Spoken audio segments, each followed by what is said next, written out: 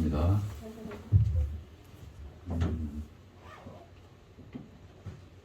벌써 마지막 시간이 되었네요.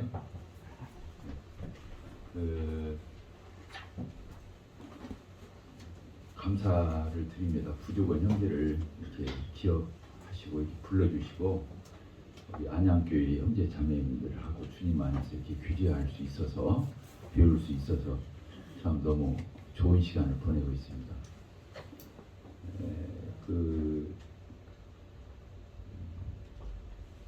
호텔을 얻어주셔가지고 너무 깨끗한 환경에서 호강하고 참 이렇게 하게 됩니다.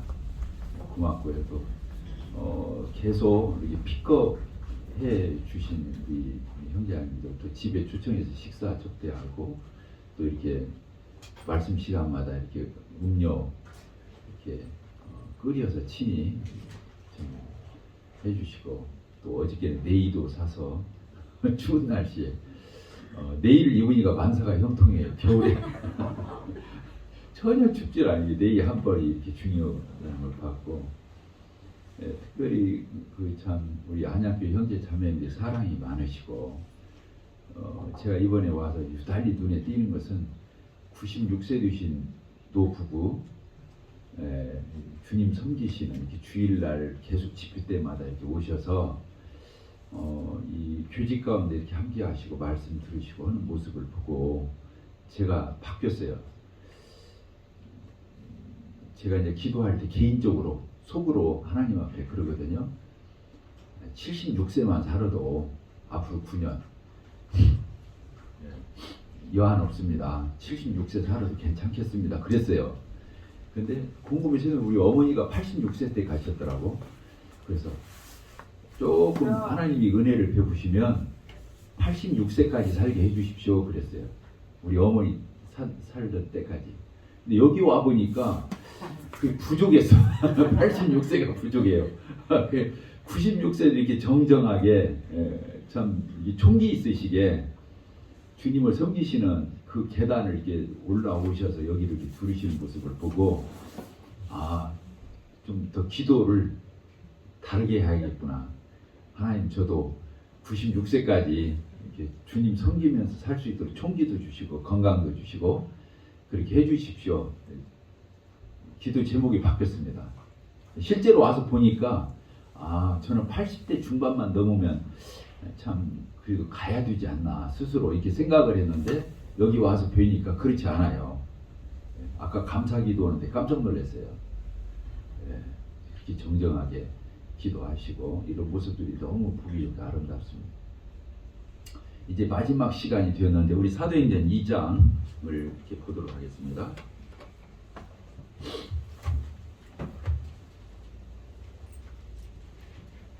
이번에 주제가 건강한 교회잖아요. 건강한 교회가 신약성경적인 아름다운 교회, 초대교회, 예루살렘 교회를 얘기하는 거라고 그랬잖아요.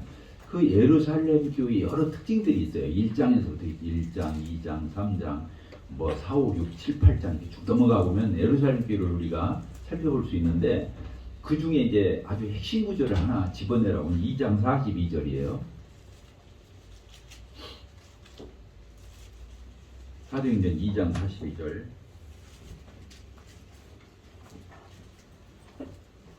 같이 한번 읽어볼까요? 시작. 그들이 사도의 가르침을 받아 서로 교제하고 떡을 떼며 오로지 기도하기를 힘쓰니라. 초대교회가 유달리 특징적으로 잘했던 것이 여기 4가지가 써 있어요. 4가지. 초대교회는 뭘 이렇게 잘했나 보니까 첫째가 뭡니까? 사도의 가르침을 받았다. 이렇게 사도들이 예수님의 12제자들이 하나님의 말씀을 직접 이렇게 가르친 거예요. 이 성도들이 얼마나 축복이 됐겠어요. 예수님과 동고동락하면서 먹고 자고 하면서 생활했던 그 사도들이 직접 예수님을 전달해주고 증거해주고 하나님 말씀을 대언하는 이런 모습을 이렇게 사도들의 가르침을 받았다. 이 말은 하나님의 말씀이 살아 역사했다는 거예요. 하나님의 말씀이. 그래서 제가 어제 저녁 때도 말씀드렸죠. 정말로 우리는 하나님의 말씀을 잘 알아야 돼요. 알아야 섬기죠. 모르면 자기 방식대로 하는 거거든요. 자기 방식대로 하는 것을 뭐라고 하냐면 그게 미신이라고 그래요. 미신. 막연하게 혼미한 가운데 신앙을 가진다죠. 미신이에요. 미신이 하나님이 누군지도 모르고 어떤 분인지도 뭐 어떻게 예배하는지도 모르고 어떻게 섬기는지도 모르고 막연하게 어디 허공을 향해서 비는 거. 이걸 미신이라고 그래요. 우리가 구원받았어도 하나님을 모르고 예수님을 제대로 말씀을 잘 모르고 진리를 모르면 자기 방식대로 하는 거거든. 아, 이게 옳겠지. 이게 맞을 거야. 하나님 이렇게 받으실 걸. 이렇게 하는 거지. 그것은 미신과 같은 거예요. 자기는 정성을 다해서 한다고 하지만 하나님의 말씀을 모르면, 이 하나님의 진리를 모르면 자기 소견대로 한다는 거죠. 그래서 말씀을 잘 알아야 돼요. 첫째, 초대교회, 예루살렘 교회는 사도들에게서 직접 하나님의 말씀을 배웠다고 하는 거예요. 네, 말씀에 강했죠. 말씀. 그래서 어저께 이제 소그룹에 대해서도 제가 설명하다 말았습니다. 어떻게 성경을 공부하면 좋을까? 혼자 하는 것보다 혼자 공부해도 좋아요. 요새는 자료들이 많기 때문에 혼자 공부해도 좋은데 잘못하면 또 자기 나름대로 빠질 수가 있어요. 혼자 공부하면 위험성이 그거예요. 그러니까 어떻게 합니까?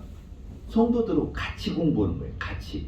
토론도 하고 서로 의견도 나누고 이렇게 공부를 같이 하면 오류에 빠지지 않죠. 객관적으로 하니까. 서로가 또 저 형제님은 어떻게 깨닫나? 저 자매님은 어떻게 깨닫나? 나는 어떻게 깨달았나? 서로 이렇게 나눌 적에 이렇게 되는 거예요. 그래서 속으로 성경 공부에 대해서 어저께 말씀을 드렸습니다. 그래서 안양교회 우리 형제 자매님들이 안양교회가 하나님 말씀을 풍성하게 배워가고 그렇게 달려갔으면 좋겠어요. 아멘이죠? 네, 하나님 말씀. 첫째는 말씀이에요. 말씀. 네. 그렇죠? 이제 두 번째가 뭡니까? 여기 보니까 서로 교제하며 이렇게 되어 있습니다. 성도들 간에 서로 교제를 나눴다는 거예요. 서로 교제.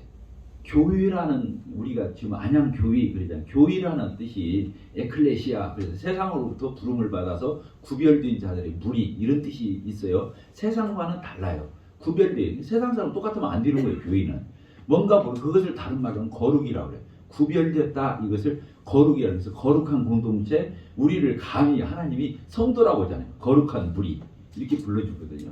교회는 세상과 다른데 그 교회라는 단어 뜻하고 가장 가까운 게 교제예요. 따릅시다. 교제. 교제. 서로 주거니 받거니 나누는 거예요. 하나님과도 그런 거예요. 하나님은 우리에게 성경을 통해서 말씀하시고 우리는 기도를 통해서 하나님께 아뢰고 그 교제잖아요. 하나님은 성경의 말씀을 통해서 우리에게 말씀하시고 우리는 기도를 통해서 하나님께 말하고 그러니까 교제죠. 서로 주거니 받거니 사귐, 교제. 그래서 하나님의 속마음을 우리 아는 거예요. 또 하나님도 우리 마음을 헤아려 주시는 거예요. 서로가 그렇게 교제하고 교통하고 그것을 다른 게 아니고 성경을 통해서 또 한 가지는 성령님을 통해서 따라서 합시다. 성경을 통해서 교제하는 거예요. 또 성령님 안에서 성령의 역사로 교제를 하는 거거든요. 이 성령의 교제라면 참 놀랍죠. 그래서 우리가 이제 교제를 나눌 적에는 예수님으로 인해서 교제하고 성령 안에서 교제하고 하나님 아버지 앞에서 교제하는 거예요. 우리끼리 서로 좋으면 교제가 아니에요. 교제는 예수님 보혈의 피로 우리가 맺어졌기 때문에 예수님으로 말미암아서 또 지금 다한 성령을 이렇게 우리가 소유하고 있잖아요. 마리아가 예수님을 잉태했어요. 그리고 누구한테 찾아갔어요? 세례 요한의 어머니 엘리사벳? 맞죠? 엘리사벳한테 가니까 엘리사벳이 예수님이 복중에 있을 때 마리아를 만나니까 어떻게 했어요? 엘리사벳 뱃속에 있던 아이가 막 뛰어놀았어요.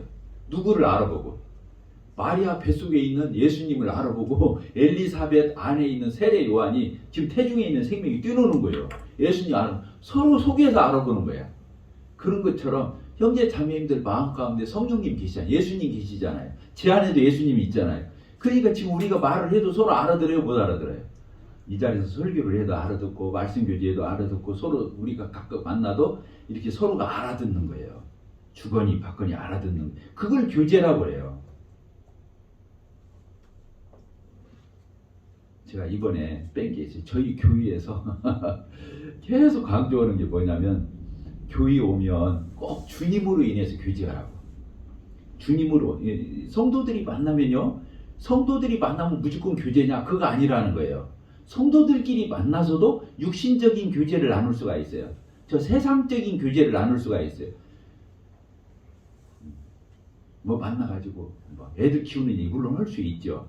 근데 뭐 어디 학원이 좋다더라, 어디 유치원이 좋다더라 그런 얘기하고, 또 요새 홈쇼핑에서 뭘 파는데 그 인터넷 쇼핑 뭐 여기서 어떤 물건을 사보니까 참 좋더라. 그럼 나도 하나 더 주문해 주라. 뭐 이런 얘기하면서 자매님들이 만나가지고 그런 얘기 한단 말이에요. 어디에서 물건 뭐 세일하는데 참 싸게 팔고 좋더라. 뭐 이런 얘기 하다 간다고 말이에요. 그래놓고는 교제했다고 생각하는 거예요.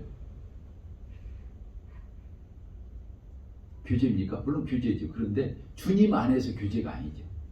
세상 교제고 육신적인 교제죠.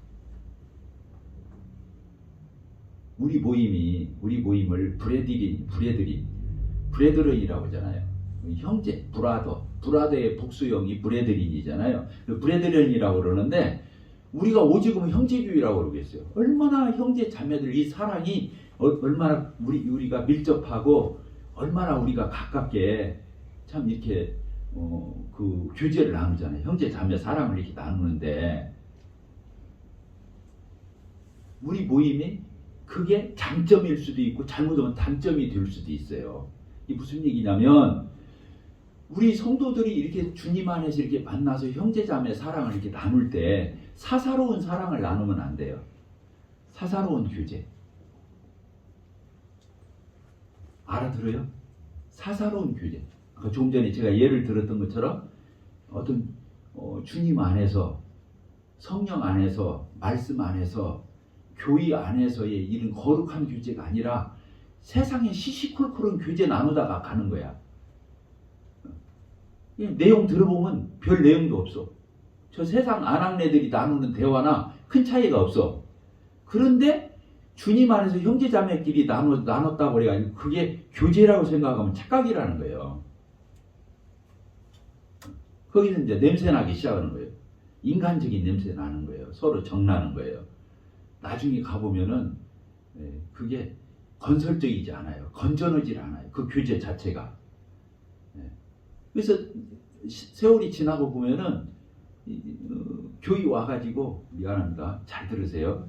교회 와가지고 맨날 그 자매님과 만나서 맨날 차 마시고 거기서 같이 교제하고 노닥거리고 그리고는 가는 거야. 누가 그 사이에 낄 수가 없어.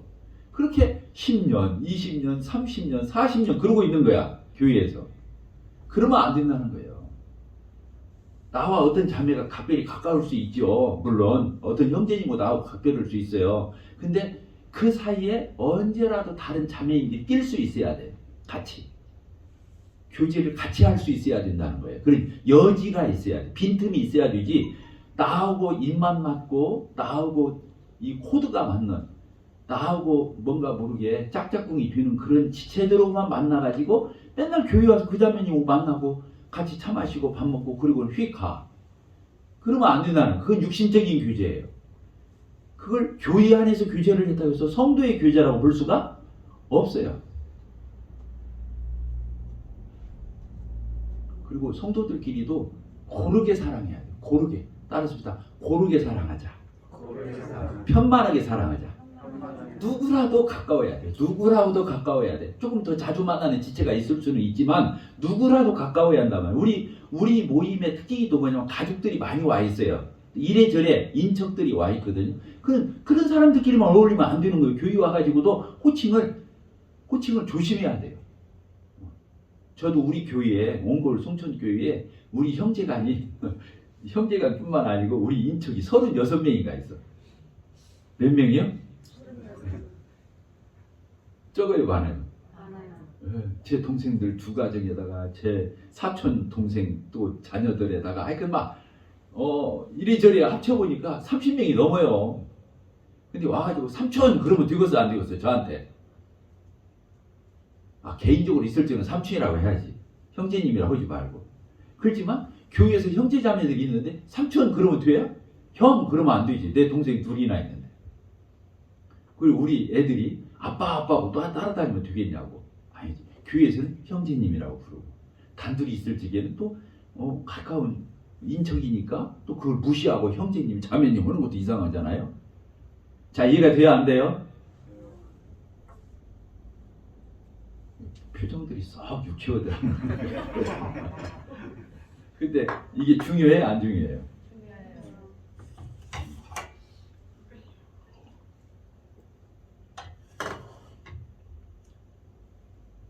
자, 우리가 교회 안에서의 이 교제, 형제 자매들의 교제는 신령한 교제예요. 거룩한 교제예요. 말씀으로 교제하는 거예요.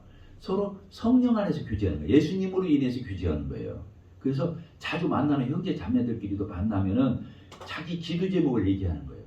우리 아이가 요새 주님으로부터 좀 멀어지고 세상의 유혹을 받는데, 아, 자매님 이런데 자녀를 어떻게 키웠냐고, 아, 그럼 우리 애들이 이렇게 고비를 넘겼다고, 이런 얘기를 해야죠. 서로 영적인 이게 숙제잖아요. 그리고 기도해달라고, 우리 아이 누구누구 기도해달라고. 그러면 그게 얼마나 건전한 교제예요. 아무리 자주 만나서 교제해도 그런 얘기를 해야 한다고 말이야. 그죠? 그리고 요사이 내가 이렇게 직장에서 이래이래 직장 동료가 생겼는데 참 그 사람한테 주님을 소개하고 좀 복음 한번 전하고 싶은데 어떻게 할지 보다 기도해 달라고. 이 전도를 위해서 기도 제목을 내야 하는 거예요. 같이 교제를 나눌 때 이런 얘기를 부탁을 해야 한다 그거예요. 그러냐고. 그러면 다음에 우연하게 이렇게 해서 이렇게 때가 되면 한번 인도함 따라서 그분 한번 나하고 만나서 같이 식사나 차 한잔 하도록 한번 우리 유도 한번 해보자. 그래서 형제님이 어려우면 내가 교제할 적에 더 원활하게 될 수도 있고 또 코드가 맞을 수도 있으니까 이러면서 전도도 같이 할 생각, 기도도 같이 할 생각, 이런 주제를 또 우리 교회의 어느 부서가 요새 취약해졌는데 참 자매님 우리 그것을 위해서 기도하면서 그런 지체들 연락도 한번 해보고 또 밥이라도 한 끼 먹고 우리 자꾸 문자라도 주고받고 이렇게 할까요? 이런 교제를 자매인들끼리도 나누고 형제인들끼리도 나누고 교회가 이런 교제를 나눠야 한다는 거예요. 그래요, 안 그래요? 네. 그리고 형제 아까 자매인들끼리 잘 어울리는 자매인들이 있어도 지나가는 어떤 자매 있으면 불러서 같이 차 마시고 단둘이만 그렇게 할 일이 아니라 또 누구라도 낄 수 있도록. 부도자가 안양교회에 오면은 멀뚱멀뚱 있다가 창밖만 쳐다보다가 그냥 사라지고 그 다음에 안 오고. 그럼 왜 그러는 거예요? 형제자매들이 안 끼워준 거예요. 안 끼워줘. 인사도 않고 아는 척도 않고 그 사람에서 기도도 않고 호시탐탐 그 사람하고 어떻게 한번 교제 한번 해볼까, 어떻게 차 한잔 해볼까, 그 사람 뭐 좋아하는 걸 알아서 선물이라도 하나 해볼까, 이런 연구를 해야 하는데 둘이 짝짝꿍 돼갖고 맨 세상적인 얘기고 육신적인 얘기고 둘이 그걸 옛날에 짝짝꿍하고 쎄쎄쎄하고 막 그러다 가는 거야. 교회 와가지고. 이 교회가 이게 확장성이 없는 거예요. 교제가 확장성이 없단 말이에요. 생산적이지를 못한 거예요. 거기서 영혼들이 세워지고 영혼들이 구원받고 우리 성교사님들 교제 사이에서 그런 역사가 일어나야 하는데 자기들끼리면 좋은 거예요. 20년, 30년, 40년 그러고 있는 거예요. 그러니까 그 교회가 계속 그 숫자에 갇혀 있는 거예요. 이게 갇혀 있는 거예요. 그 교제권이 갇혀 있다 이 말이에요. 그건 안 되는 거예요. 그건 사랑 아니에요. 주님이 사랑이라고 평가도 안 해요.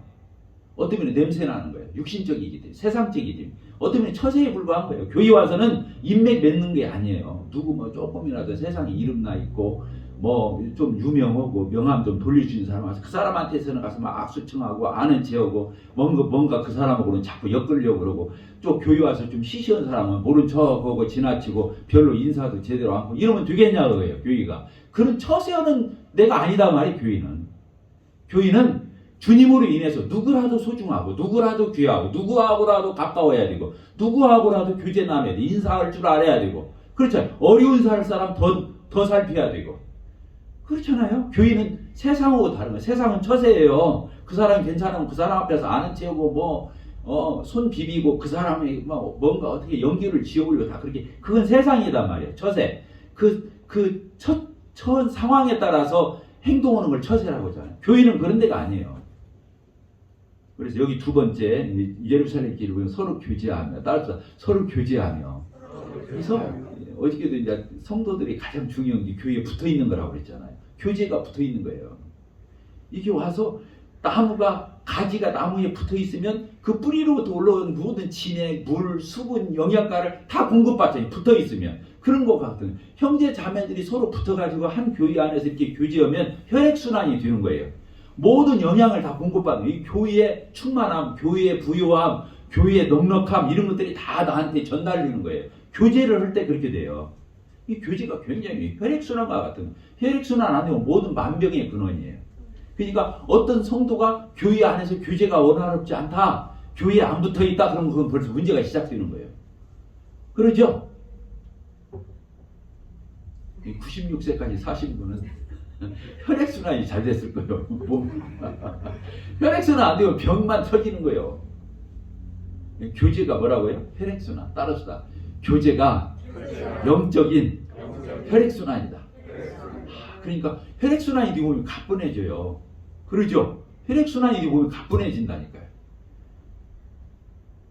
제가 이제 한전 다녔잖아요. 한국전력 21년간 다니고 명예퇴직을 했는데 한전 다닐 때 제가 거기서 전도원 형제자매들이 있었어. 그래가지고 지나가다가 이렇게 손만 흔들어도 하루 피로가 풀려. 저기 그 부서가 다르잖아요. 이렇게 지나가다 복도에서 이렇게 손 한번 들고 또 잠깐 짬나면은 회사 그 커피숍에 가서 군내 식당에 가서 커피 한 잔, 그 믹스 커피 한 잔씩 나누고 또 일부러 밥 먹을 때 우리끼리 모여서 밥 먹고 이렇게 했거든요. 그러면 하루 피로가 풀려요. 먹은 것밖에 없는데 형제 자매하고 눈 한 번 마주치고 손 한 번 흔들고 차 한 잔 마셨는데 몸이 거푸는 거야. 뭐가 된 거예요? 혈액순환이, 영적 혈액순환이 된 거예요. 이게. 신기한 거예요. 그냥 신나고 어떻게 축 처지고 막 그러다가도 형제 자매들 교회 와가지고 어떻게 어울리고 찬송하고 막 간증하고 있다 보면 집에 갈 때 보면 내 몸이 가뿐해져. 그래 안 그래요? 저만 그런가? 이게 놀라운 거예요. 신비죠.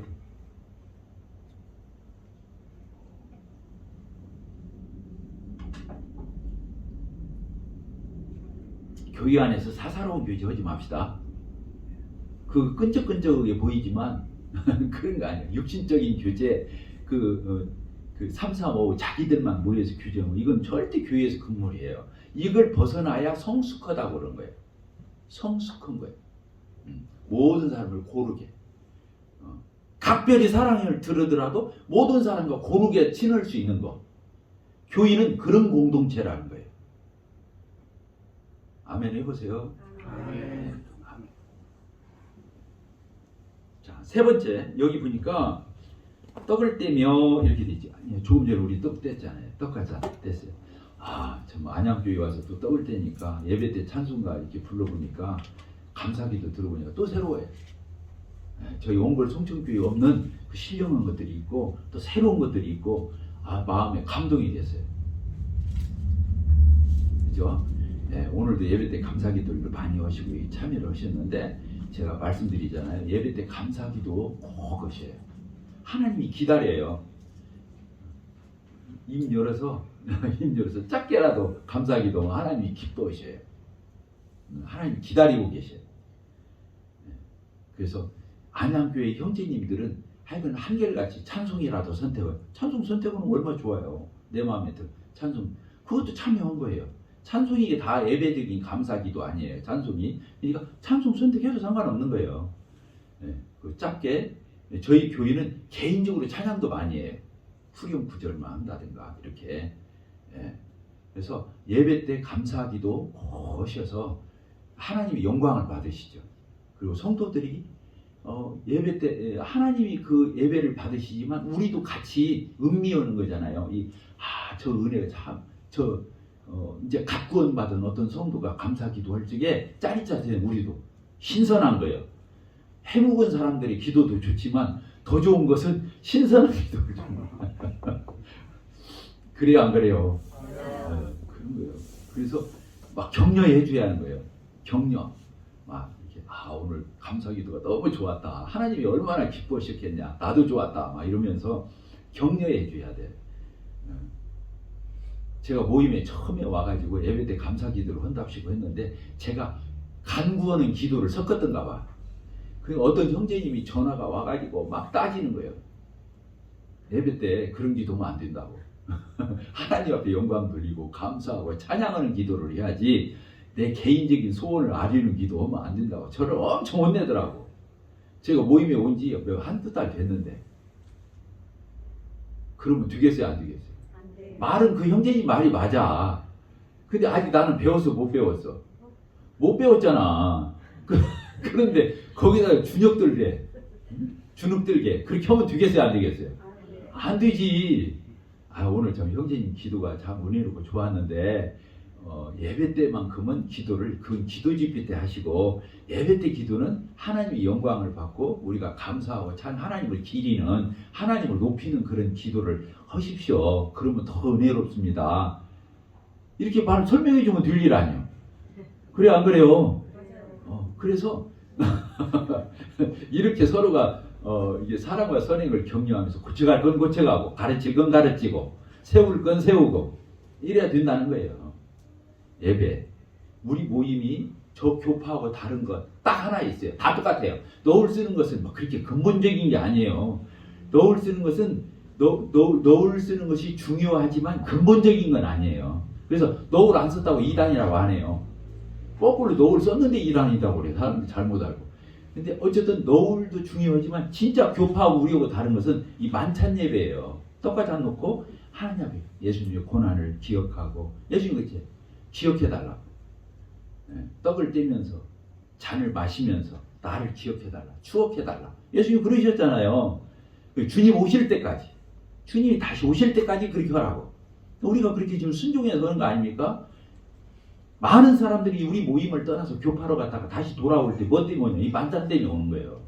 그리고 나는 교파로 간 사람들 이해가 안 되는 거야. 물론 오직 속상했으면 떠났겠냐마는 그래도 이해가 안 돼. 왜 그러냐면 거기 가서 목사 설교만 일방적으로 맨날 듣고 있고 자기가 입 벌려서 만인 제사장인데 하나님 앞에 직접 감사기도 한번 못 오고 뭐 허수아비처럼 그러고 있으면서 어떻게 거기 있냐는 거야. 미안해요. 물론 마음 앞에서 갔겠지만 그래도 그러면 안 되는 거지. 이해가 돼요 안 돼요? 나가지 마세요. 저는 목회를 하니까 속이 쓰리고 애려. 떠나면 좋다고 박수 칠 사람이 누가 있어요? 미워도 떠난다면 서운해. 그래서 하여튼 만찬 예배 우리 떡을 떼며 이렇게 예배 때 떡과 잔 빠지면 그 예배라고 볼 수가 없어요. 그러죠? 근데 우리 모임에 와요. 처음에 당황했던 게 뭐냐면 주일날 떡과 잔은 참여하고 말씀 시간 주니까 또 집에 가는 사람들이 많더라고. 뭐 결혼식 있다고 어쩌고 하면서 나가요. 그래서 나중에 보니까 설교는 예배로 치도 않더만. 이 떡과 잔 참여하는 게 예배고 설교는 그냥 말씀 시간이야. 설교도 중요하지만 예배는 진짜 예배는 떡과 잔 놓고 감사기도하고 찬양하고 이렇게 혈지가 예배라는 거 아니겠어요? 맞죠? 이게 참 소중한 성경에서 두 가지예요. 성경의 예식은 딱 두 가지만 있어요. 침례식하고 이 만찬 예식 두 가지예요. 아시겠죠? 교회의 공적 예식은 두 가지밖에 없어요. 이게 뭐냐? 어떤 것이 기초하냐면 예수님이 친히 제정한 거. 예수님이 친히 침례식도 제정했어요. 그래서요 안 그래요? 예수님 침례 받으셨고 침례식을 제정했다니까요. 그래서 마태복음 끝장 끝자리에 너희는 가서 모든 족속으로 제자를 삼아 아버지와 아들과 성령의 이름으로 뭐라고 했어요? 침례를 주고 이렇게 돼 있잖아요. 침례식을 누가 제정했냐면 예수님이 제정하셨다니까요. 그리고 사도행전에서 실제로 시행을 해요. 사도행전에 가서 보면 만찬 예배를 드리는 게 나와야 안 나와요? 떡을 떼기 위해서 모였다. 떡을 떼고 헤어졌다. 뭐 떡 떼는 거 나오죠? 안식 후 전날. 나오죠? 그러니까 복음서에서 예수님에 의해서 친히 제정되고 사도행전에 의해서 사도들에 의해서 실행되고 서신서에서 가르쳐지는 거예요. 서신서가 뭐예요? 로마서 6장에 보면 침례에 대해서 자세히 가르쳤어야 하는 거죠. 같이 예수님과 연합해서 죽고 예수님과 같이 장사되고 예수님과 연합해서 부활하고 로마서 6장에서 가르치고 있어요. 그 침례의 의미를 자세히 가르쳐 준다니까요. 그러니까 공적인 예식이 되려면 어떻게 돼야 한다고요? 예수님에 의해서 복음서에서 제정되고 사도들에 의해서 실행되고 서신서에서 그 의미가 가르쳐지는 거. 다 아셨겠지만 이제 분명히 아시겠어요? 그 위에 것은 부수적인 거예요, 사실은.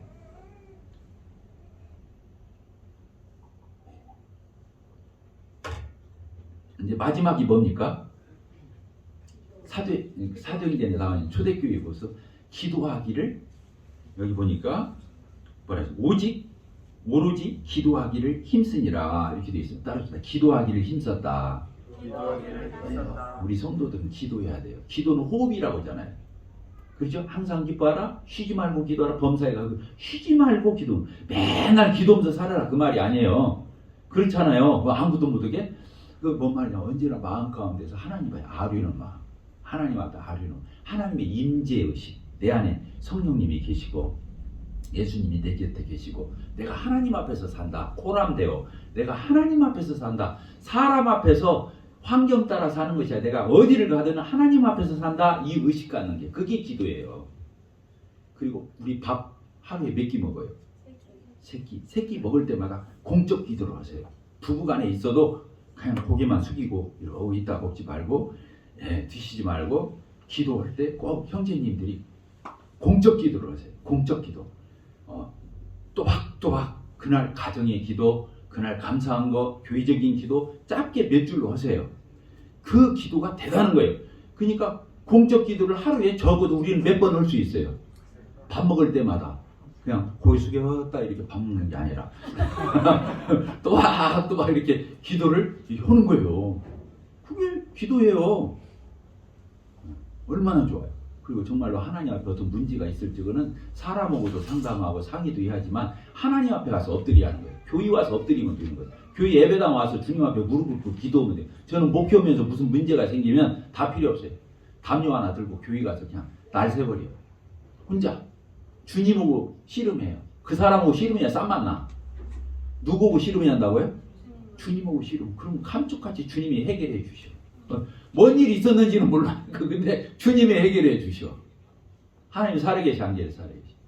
하나님 살아계시. 따르시다. 살아계신 하나님. 하나님은 살아계셔요. 안 보일 뿐이야. 못 만질 뿐이야. 하나님은 그 이상으로 살아계신 거예요. 뭘로 깨달을 수 있어요? 기도해서 응답받을 적에, 경험할 적에, 나는 알잖아요. 내가 기도했으니까 알잖아요. 그래, 하나님이 살아계셔. 내 기도를 들으셨구나. 내 기도에 귀 기울이셨구나. 때에 맞게 하나님의 때에 하나님의 방법으로 하나님의 역사로 하나님이 이루시는 거예요. 그러니까 내가 이제 하나님 앞에 더 믿음이 쌓이는 거예요. 경험했으니까 이 누적돼 가는 거예요. 그래서 웬만한 일 가면 눈 하나 깠다가 앉는 거예요. 내가 하나님 앞에서 승부를 지어야지. 그러는 거예요. 그걸 뭐라고 하냐면 신본이라고. 따라서 신본주의 신앙. 인본주의 신앙 가지고 만드는, 이 세상이 갈수록 교회가 인본주의에 빠진 거예요. 사람 방식으로, 세상 방식으로, 저 인문 사회적인 것, 이게 다 무시하라는 말이 아니라 그런 것이 교회 와서 편만하게 자리 잡으면 안 되는 거예요. 교회는 신본이어야 되는 거예요. 하나님께 뿌리를 내려야 되는 거예요. 하나님으로 인해서 이 교회는 운영되어야 하는 거예요. 세상적으로, 인문 사회적으로 그런 거 갖다가 응용하면 그럴듯하게, 그거 틀린 건 아니니까 그럴듯하게 보이는 거예요. 그러나 그거 가지고 교회에서는 처세우면 안 되는 거예요. 교회는 신본이에요. 하나님께 뿌리를 내려야 돼. 나는 우리 아들이 있어요. 39살 먹은 아들이 있는데 그 아들한테 맨날 하루도 안 빼고 얘기할 거예요. 이름이 디도예요. 그 학교에서는 이제 유종훈 선생이라고 이제 부르는데, 우리 이제 애기 때부터 디도라고 불렀어요. 바울하고 동역 잘해주라고. 우리 딸은 베베라고 불러요. 그렇게 하는데 그 아들한테 하는 말이 언제고 그 말이에요. 절대로 인본적인 신앙 갖지 마. 네 자신 의지하지 마.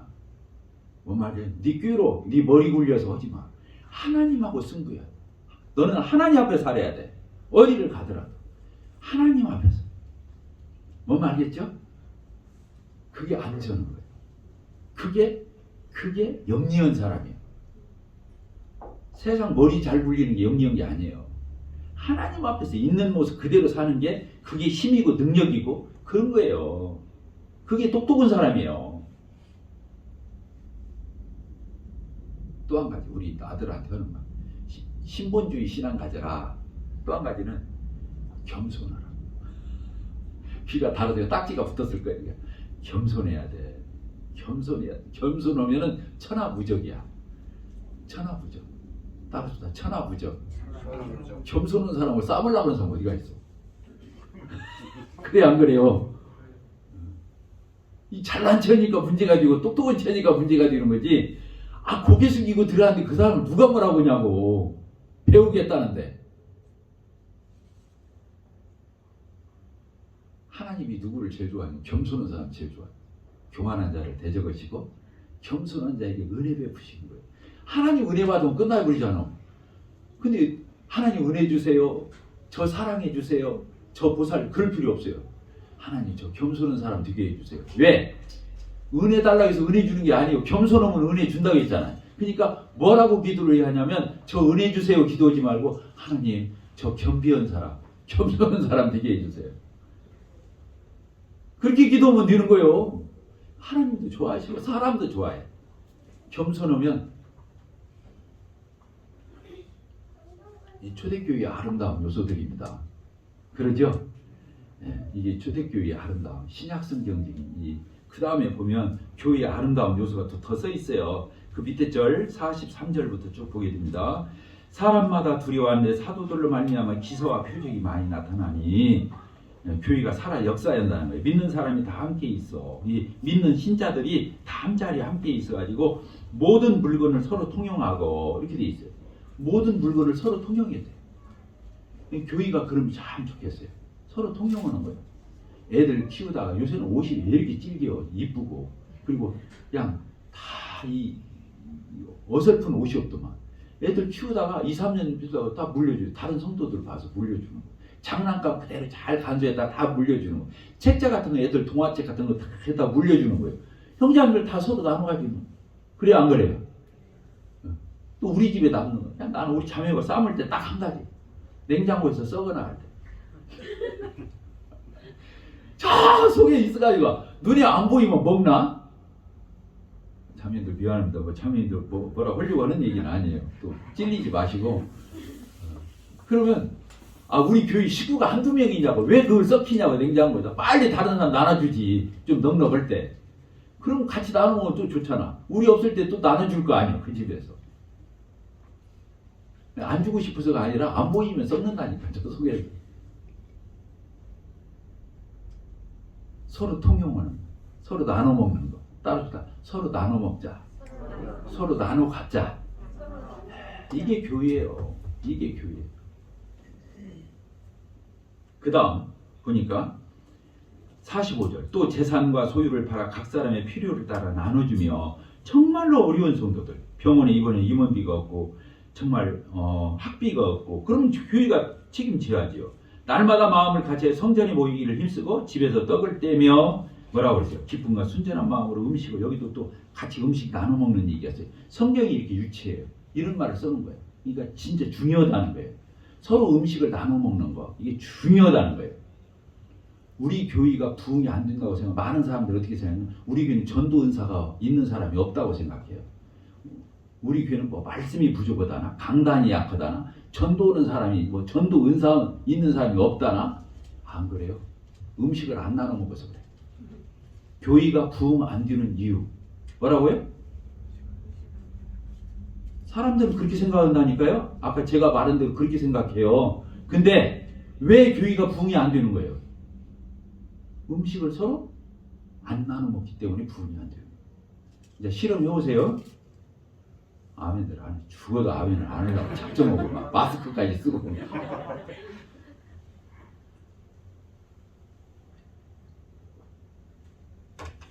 서로 밥 사고 서로 음식 나누고 라면이라도 끓여 먹고 커피라도 서로 끓여서 막 그냥 하세요. 그러면 부흥 안 되면 저한테 와서 청구하세요. 그때 밥 먹은 놈.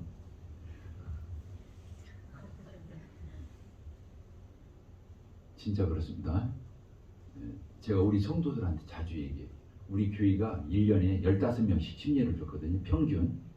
지난 20년 동안에 침례를 한 300명을 줬더라고요. 많은 사람들이 물어봐요. 전도의 어떤 매뉴얼, 전도 스킬, 또 어떻게 그 방법론을 자꾸 물어요. 안 그래요. 그렇게 해서 전도되는 게 아니에요. 어저께도 얘기했잖아요. 그럼 전국적으로 유명한 전도 은사 있는 형제님들 교회 가보면 교회가 밀려 터져서 매년 몇 년마다 예배당 새로 지어야 할걸. 근데 그렇게 돼 있지를 않아요. 어떻게 해야 돼요? 그 교회가 사랑이 넘쳐나야 돼. 사랑이 넘쳐나야 돼. 사랑이 넘쳐나려면 어디서 생겨요? 예? 음식 나눠 먹으면 사랑이 생기게 돼 있어요. 어떻게 써 있었잖아요. 형제 사랑을 계속하고 손님 접대하기를 잊지 마라. 형제 사랑은 반드시 손님 접대하고 연결되어 있는 거예요. 그러니까 알렉산더 스트라우크 미국의 리틀턴 바이블 채플에 있는 그 형제님 교회를 가봤잖아요. 미국은 지금 어떤 사회입니까? 저희가 10명이 거기를 답사를 가서 7박 8일 융숭은 대접을 받고 왔어요. 집집마다 가서. 거기는 지금도 그렇게 하더라고요. 미국 사회가 어떤 사회인데 프라이버시가 개인주의 이런 거. 근데도 그 교회는 그렇게 모이면 그냥 맨날 먹어. 그 교회 모이면 맨날 먹어. 커피도 3가지 정도 있어요. 라이트, 미디엄, 강한 거, 뭐 스트롱 뭐 이렇게. 커피도 3가지. 비스켓 종류도 막 골고루. 생과자, 빵. 속으로 볼 때마다 쌓여 있어. 속으로 보는 데마다 쌓여 있어. 그 리틀턴 바이블 채플에 지금 성도들이 한 1000여 명 가까이 되는데 그 교회가요. 그 도시가 3만밖에 안 돼요. 그 리틀톤이라는 시가 3만. 저 남원 시만 하더라니까. 근데도 교회가 살아있으니까, 사랑이 넘치니까, 말씀이 강하니까 그 교회가 살아 역사하는 거예요.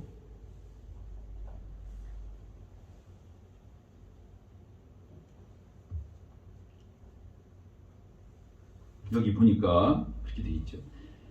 46절 날마다 같이 이룹시다. 날마다 마음을 같이 성전에 모이기를 힘쓰고 집에서 떡을 떼며 기쁨과 순전한 마음으로 음식을 나눠 먹고 하나님을 찬미하며 또 온 백성이 칭송을 받으니 주께서 뭐라고 했어요? 이렇게 살으니까 교회가 이러니까 주께서 구원받는 사람을 날마다 더하게 하시니라. 전도에서 이렇게 된 게 아니고 주께서 날마다 구원받는 영혼들을 더해 주셨단 말이에요. 그러니까 그런 교회는 주님이 영혼을 보낼 만한 교회라는 거예요.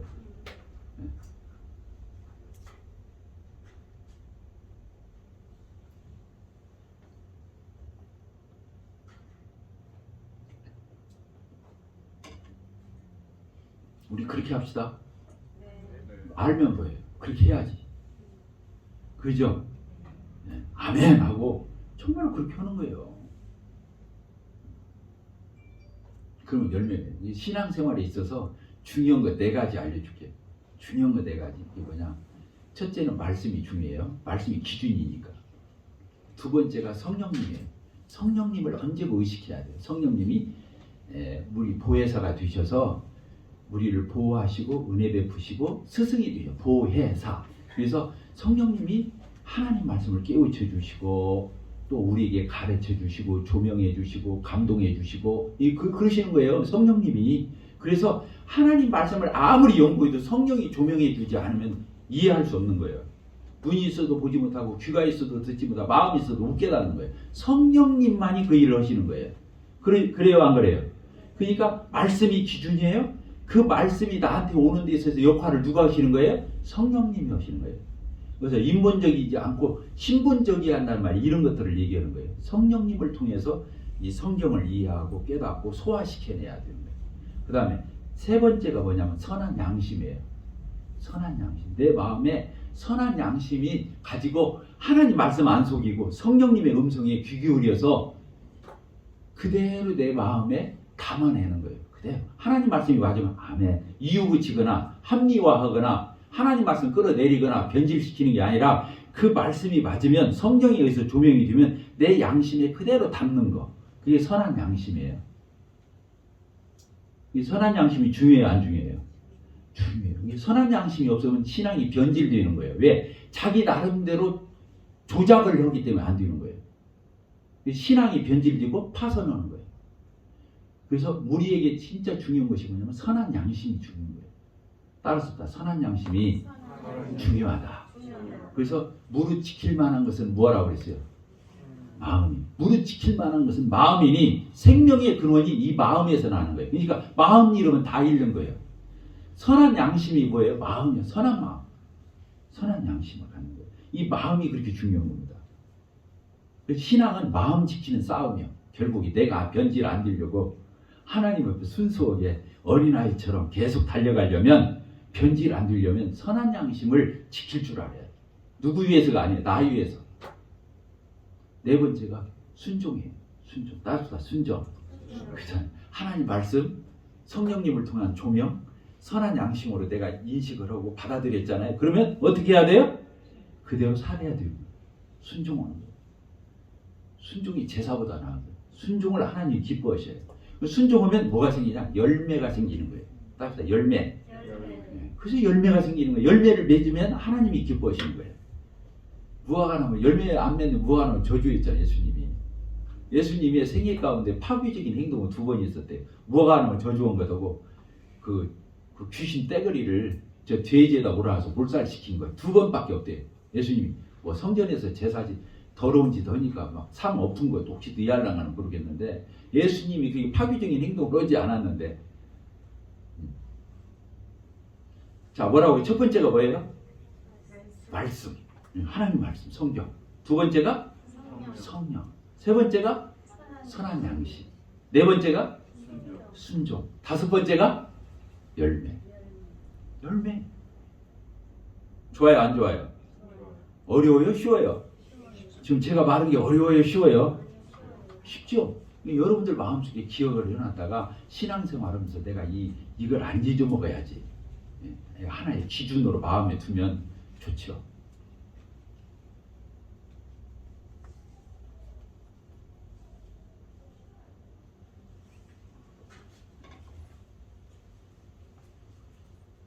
끝낼까요? 조금만 더 하고 마칠게요. 진짜 중요한 거 한마디 하고 마칠게요. 저는 이제 어디를 가더라도 이 말씀을 꼭 전하고 끝내요. 어디를 가더라도. 제가 이제 지표를 다니든가 저 외국에 간다든가 그 말씀 전할 기회를 주면 이 말씀을 하고 끝내거든요. 주제가 뭐냐면 하나님은 참으로 좋으신 분이시다. 따라서 합시다. 참으로 좋으신 하나님. 이 건강한 교회라는 말보다 더 중요해요. 사실은 하나님은 참으로 좋으신 분이세요. 하나님이 누구셔? 누가 물어봤어요. 누가 나한테 물어봤어. 하나님이 어떠셔? 하나님 누구셔? 그러면 뭐라고 말해야 돼? 하나님 좋으신 분이야. 그러면 그건 틀린 거예요. 진짜 좋은 분이야. 그렇게 말해야 돼. 하나님 좋으신데 어떻게 좋다고요? 진짜 좋아. 참으로. 예수님도 중요한 말 할 적에는 뭐라고 했어요? 내가 진실로 진실로 너희에게, 진실로 진실로 이 말이 참말로 참말로 그 뜻이잖아요. 안 그래요? 그러니까 하나님 믿어보니까 하나님이 어떠셔? 그럼 뭐라고 말할 거예요? 대답해 줘야 할 거 아니에요. 저는 이렇게 말해요. 하나님은 정말로 좋으신 분이에요. 왜 그렇게 좋아? 이제 그때부터 얘기를 해줘야 하는 거예요. 하나님이 왜 좋은지. 첫째로 이 세상의 천지 만물 모든 걸 좋은 걸 하나님이 다 만들었어요. 알겠죠? 그럼 왜 그러냐면 6일 동안 천지를 창조하실 적에 하나님이 천지를 창조할 때마다 뭐라고 말했어요? 하나님 보시기에 좋았더라. 좋았더라 그랬어요, 안 했어요? 이 하나님은 모든 것을 첫째 날 빛을 지으시고 하나님 보시기에 좋았더라. 둘째 날도 하늘 짓고 하나님 보시기에 좋았더라. 바다와 땅 지어놓고도 하나님 보시기에. 그래서 6일 동안 다 좋대. 마지막 다 지어놓고는 뭐라고 그랬어요? 심히 좋았더라. 심이란 말이 뭔 말이에요? 굉장히 그 뜻인가? 하여튼 좋았다고 그랬어요. 그러니까 여기서 우리는 무엇을 할 수 있냐면요, 하나님이 만드신 것은 다 좋은 것만 만드신 거예요. 알겠죠? 하나님은 뭘 만드셨다고요? 천지 만물을 만들었는데 하나님은 다 좋게 만들었다는 거예요. 좋게 만들었다. 인간을 주인으로 만들었어요, 하나님이? 나중에 지가 선악 같다고 지가 잘못한 거지. 하나님이 처음에 쥐짓게 만들었어요? 아니요. 자기가 선택해서 쥐지은 거지. 하나님이 원래 인간을 주인으로 안 만들었어요.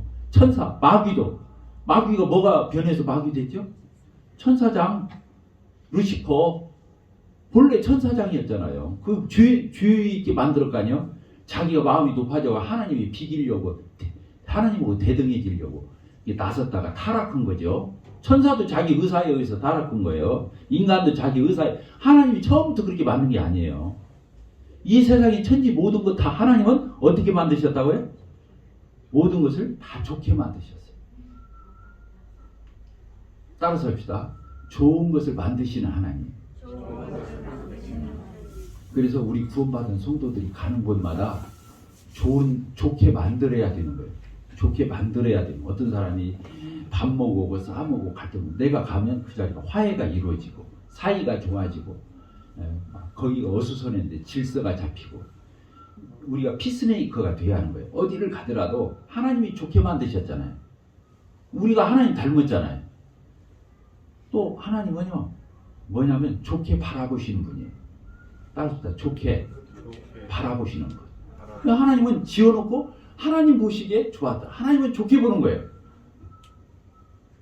사람이 착한지 안 착한지는 뭘로 알 수 있냐면 어떤 것들을 볼 때 좋게 보는지 부정적으로 보는지 보면 아는 거예요. 나는 여러분들이 다 착한 사람 됐으면 좋겠어요. 뭐라고요? 따라서 착한 사람 되자. 착한 사람 특징이 뭐냐면 좋게 바라보는 거예요.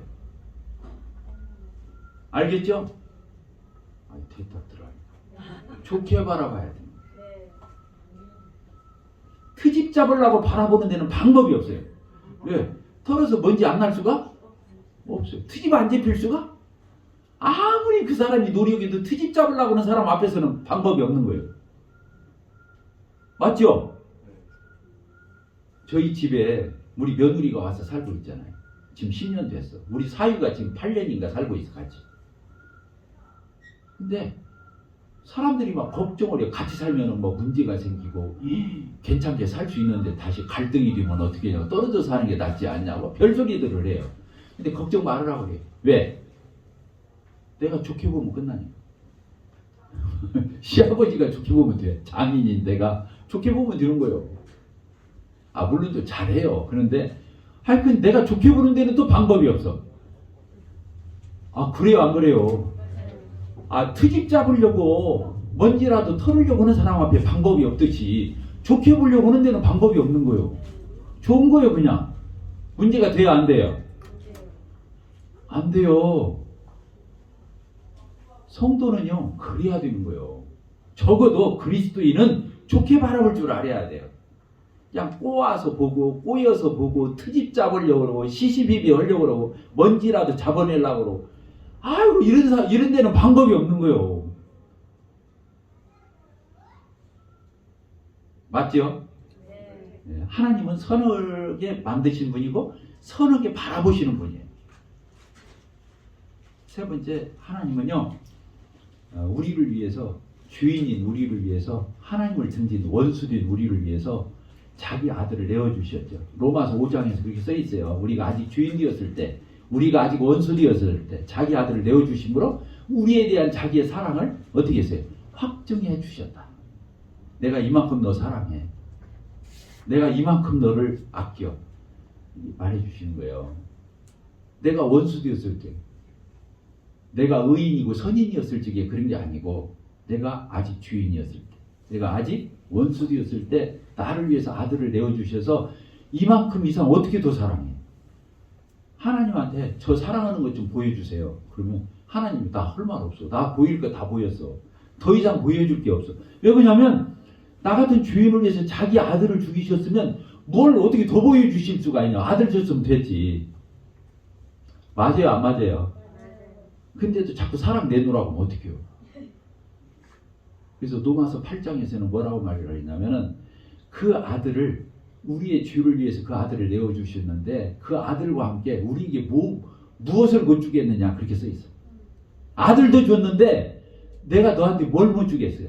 안 주는 이유는 내가 그거 가지고 타락할까 봐서 내가 감당 못할까 봐서 그래서 안 주시지 나 고생시키려고 그러신 게 아니에요. 이해가 되십니까?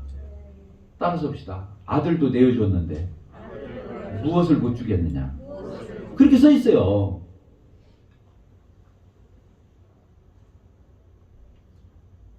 제가 제일 좋아하는 성경 구절 로마서 8장 28절. 오늘 누가 예배 때 그 말씀을 읽으셨어요. 하나님을 사랑하는 자 곧 끝뜻대로 부르심을 입은 자들에게는 모든 것이 합력하여 선을 이루느니라. 들어보셨어요? 안 들어보셨어요? 하나님 우리 아버지시고 예수님이 나를 위해서 죽으시고 부활하시고 승천하셔서 하나님 보좌 우편에서 지금도 나를 위해서 중보기도 해주시고, 하나님은 자기 아들을 내어주시고 나를, 내 안에 계신 성령님이 시기할 정도로 하나님은 지금도 나를 사랑하시고, 또 성령님은 또 나를 위해서, 내가 빌바를 알지 못하지만 성령님이 나를 위해서 탄식으로 기도해 주시고, 그 말이 로마서 8장에 다 써 있어요. 그래서 하나님을 사랑하는 자, 하나님의 사랑을 입고 구원받은 하나님의 자녀들에게는 결국에, 따르시다, 결국에 모든 것이 합력해서 선을 이룬다.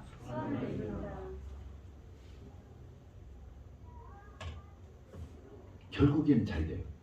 우리 죽으면 결국에 어디 가요? 엉터리로 살았던 어떻게 됐든 하니까 어디 가요? 예수님 믿으면 결국에 잘 돼요, 그때. 잘 돼요. 그것만 그런 게 아니에요. 구원은 말할 것도 없고 모든 것을 결국에 하나님은 합력해서 선을 이루시는 거예요. 좋게 만드는 거예요. 이게 마침표가 잘 되는 거예요. 우리는 우리 자녀들이 잘 되길 바래요, 안 바래요? 그냥 하나님이 우리 아버지잖아요. 우리가 자녀죠. 그럼 하나님은 우리가 잘 되길 바라겠어요, 안 바라겠어요? 잘 되길 바라죠. 그래서 그 말이 써 있는 거예요. 결국에 모든 것이 합력해서 잘 되게 돼 있다는 거예요. 때로는 중간에 고난이 있기도 하고 시련이 있기도 하고 절망적인 일이 있기도 하고 여러 구설수가 있기도 하고 기가 막힌 일도 있긴 해도 결국에 가서는 어떻게 하시려고? 잘 되게 만들려고. 아시겠죠? 요셉이 그렇게 살았던 거예요. 요셉. 아시죠? 요셉? 요셉이 어떻게 됐어요? 그 부잣집 막둥이였잖아요. 베냐민이 태어나기 전에. 그러니까 색동은 있고 형들은 다 나가서 양치고 그렇게 도시락 싸가지고 갔는데 형들이 어떻게 돼요? 죽이려고 했다가 구덩이에 묻으려고 했다가 나중에 팔아먹었죠. 애굽에 팔려가서 어떻게 됐어요? 종살이였죠. 그 집에서 그 집 하나님이 유혹하는데 거기 안 빠지고 도망가다가 어떻게 됐어요? 감옥에 팔려갔죠. 감옥에 가서 그렇게 살았지만 나중에 어떻게 됐어요? 총리 대신이 됐죠. 그래서 안 그랬어요? 꿈에 해몽 잘해가지고 꿈도 잘 꾸고 해몽도 잘하고 그러죠. 요셉이 나중에 가서 그 땅이 흉년이 들으니까 형들이 왔어요, 안 왔어요? 쌀팔로 왔잖아요. 애굽에. 그때 요셉이 이렇게 총리 대신 돼가지고 형들이 쌀팔로 온 거야. 여차여차 해가지고 나중에 가서 자기가 요셉인 걸 드러냈어요, 안 드러냈어요? 형님들 내가 요셉입니다. 그러니까 형들이 어떻게 된 거예요? 뒤로 나잡혀져 버리고 자기들이 팔아먹었던, 자기들이 죽이려고 했던, 그렇게 시기했던. 근데 요셉을 만났어. 원수는 유나무 다리에서 만난다더니 쌀팔로 갔다가 누구만 요셉을 만난 거예요. 이제 뭐요? 그들 마음속에 아이고 이제는 죽었다, 끝났다 그랬을 거예요. 요셉이 뭐라고 말했어요? 때는 왔다. 이제 드디어 갚으리라. 보복하고 앙심 품고. 원수 갚았어요? 아니요. 형들이 놀래가지고 사실하면 떨떠 떨으니까 뭐라고 말했어요? 형들 걱정 말으라고. 형들이 나를 파는 게 아니고 하나님이 나를 먼저 보냈다. 따라합시다. 형들이 나를 판 것이 아니고 하나님이 나를 먼저 보내셨다. 이 흉년이 들 걸 알고. 알겠죠? 그러니까 형들은 팔아먹고 뭐 죽이려고 그러고 막 시기하고 별짓을 다 했지만 사실은 그 각본 속에는 누가 각본을 쓴 거야? 그게 형들이 쓴 게 아니야. 그 각본을 누가 쓴 거예요? 스토리를. 성경 그렇게 안 보여요? 하나님이 그렇게 하는 거예요. 그러니까 요셉은 그걸 알았어. 형들이 나를 파는 게 아니라 하나님이 나를 보낸 거예요. 걱정 마세요. 저 원수 안 갚을게요. 거꾸로 뭐라고 했어요? 형들 돌아가서 형 자녀들 어머니 아버지 다 데리고 내려오라고 했어. 그랬어요, 안 그랬어요? 그래갖고 애굽에 와서 살았어요, 안 살았어요? 살았어요.